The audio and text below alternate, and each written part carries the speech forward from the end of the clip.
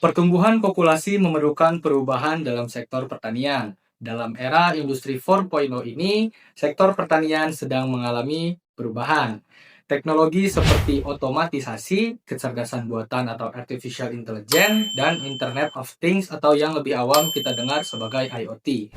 Kini hadir untuk mengatasi tantangan dalam meningkatkan produktivitas dan efisiensi pertanian modern. Sekarang, tanah, air, dan data saling bekerja sama untuk bisa membangun masa depan pertanian yang lebih cerdas. Selama bertahun-tahun, para petani di Indonesia masih menggunakan metode tradisional seperti membajak, menanam, dan mengairi sawah dengan alat yang sudah lama digunakan. Namun, metode ini terkadang kurang efektif, memakan banyak tenaga, dan rentan terhadap kesalahan. Cuaca yang sulit diprediksi, musim kemarau yang panjang, serta hama yang sulit dikendalikan membuat hasil panen tidak bisa diprediksi. Oleh karena itu, dibutuhkan pendekatan yang lebih efisien dan cerdas untuk menjaga kondisi lahan serta tanaman. Pertumbuhan populasi memberikan tantangan yang harus diatasi. Untuk menjawab tantangan tersebut, muncullah konsep smart farming, yaitu sebuah pertanian yang menggunakan teknologi IoT. Sensor dan jaringan digital membantu petani dalam memantau kondisi lahan seperti suhu, kelembapan udara, dan kecepatan angin secara real time, bahkan dari jarak jauh. Dengan smart farming, pekerjaan petani menjadi lebih ringan dan hasil yang diperoleh lebih optimal. Teknologi IoT di sektor pertanian memiliki 6 lapisan utama. Yang pertama, sensor yang bisa memprediksi dan juga membaca kondisi lingkungan.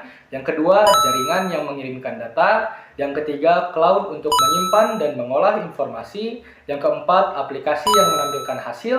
Yang kelima, perangkat akses seperti laptop atau ponsel. Dan yang keenam adalah pengguna ataupun petani yang membuat keputusan. Tim dari Institut Teknologi PLN melakukan penelitian untuk membuat alat pertanian cerdas berbasis IoT. Alat ini menggunakan teknologi komunikasi LoRa dan juga panel surya. Alat ini terdiri dari dua bagian. Bagian pertama adalah Aurora Slave, yang ditempatkan di lahan pertanian dan dilengkapi dengan sensor untuk mengukur udara, kelembapan tanah, serta kecepatan angin. Bagian kedua adalah Aurora Meter, yang mengirimkan data ke internet melalui Wi-Fi dan menampilkan hasilnya di dalam aplikasi maupun platform yang tersedia. Sensor tersebut bisa mengukur suhu, tingkat kelembapan, dan juga kecepatan angin. Setelah itu, data yang dikumpulkan dikirimkan melalui jaringan LoRaWAN ke server The Things Network atau TTN. Selanjutnya, data tersebut ditransfer ke platform di mana hasilnya ditampilkan dalam bentuk grafik real-time yang menunjukkan kondisi suhu, kelembapan udara, kelembapan tanah, serta kecepatan angin. Teknologi ini dapat diterapkan lebih jauh untuk smart greenhouse, rumah kaca otomatis yang mengatur suhu, cahaya, dan kelembapan. Ketika sensor mendeteksi tanah kering, sistem akan menyalakan pompa air. Saat suhu terlalu panas, kipas dan ventilasi bekerja otomatis. Dengan sistem ini, petani dapat menghemat air, energi, dan waktu sekaligus meningkatkan hasil panen. Ketika IoT dipadukan dengan kecerdasan buatan, sistem pertanian menjadi lebih pintar. AI dapat menganalisis data dari ribuan sensor untuk memprediksi kebutuhan air, waktu tanam terbaik, bahkan mendeteksi penyakit tanaman sejak dini. Inilah langkah menuju pertanian otonom, sistem yang mampu belajar dan beradaptasi dengan perubahan lingkungan. Meskipun sistem ini telah terbukti bekerja, masih ada tantangan yang perlu diatasi. Jangkauan sinyal LoRa perlu diuji lebih jauh untuk lahan pertanian yang lebih luas. Selain itu, stabilitas daya panel surya sangat bergantung pada kondisi cuaca. Cuaca ekstrim juga dapat mempengaruhi akurasi sensor. Karena itu, diperlukan kalibrasi rutin dan pengujian lanjutan agar sistem siap diterapkan secara luas.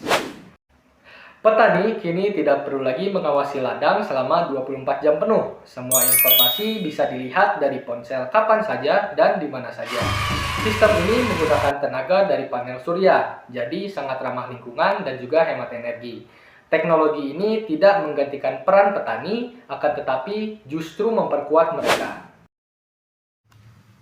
Namun, agar teknologi ini benar-benar memberikan manfaat yang luas dan tidak hanya dirasakan oleh sebagian kecil petani, diperlukan dukungan dari berbagai pihak. Pemerintah dan lembaga pendidikan memiliki peran penting dalam memberikan pelatihan dan bantuan kepada petani agar mereka bisa memahami cara kerja alat digital, sensor, serta sistem berbasis IoT dengan lebih mudah. Dengan adanya bimbingan yang berkelanjutan, petani tidak hanya menjadi pengguna, akan tetapi juga bisa menjadi inovator yang ikut mengembangkan teknologi sesuai kebutuhan di lapangan. Selain itu, penguatan jaringan internet di daerah pedesaan sangat diperlukan agar komunikasi data antar perangkat bisa berjalan lancar dan stabil. Industri 4.0 bukanlah sesuatu ancaman bagi para petani, melainkan kesempatan untuk mendorong pertanian yang lebih cerdas, berkelanjutan, dan mandiri. Mari kita bersama-sama membangun masa depan pertanian Indonesia yang lebih modern dan hijau.